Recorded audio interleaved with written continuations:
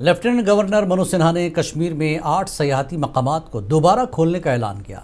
LG जनूबी कश्मीर में media से बात करते हुए कहा कि एहतियाती इकदाम के तौर पर 22 अप्रैल के दहशतगर्दाना हमले के बाद सयाहती मकामात को बंद कर दिया गया था। सूरत हाल का जायजा लेने के बाद ये फैसला किया गया कि बंद मकामात को मरहलावार सयाहों के लिए दोबारा खोल दिया जाएगा।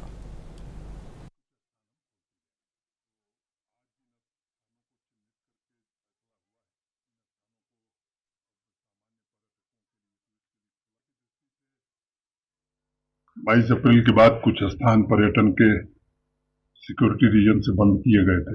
डिविजनल कमिश्नर जम्मू और आईजी जम्मू तथा डिविजनल कमिश्नर आईजी कश्मीर ने मिलकर के सभी जिलों से रिपोर्ट लेकर के फेज वाइज फैसला किया है कि कुछ कुछ स्थान हम खोलते जाएंगे। तो आज जिन स्थानों को चिन्हित करके फैसला हुआ है, इन स्थानों को अब सामान्य पर्यटकों के लिए, टूरिस्ट के लिए खोला जाएगा। उसमें अनंतनाग में बेताब वैली, पहलगांव, पार्क्स इन पहलगाम मार्केट, ये सब खोल दिए जाएंगे।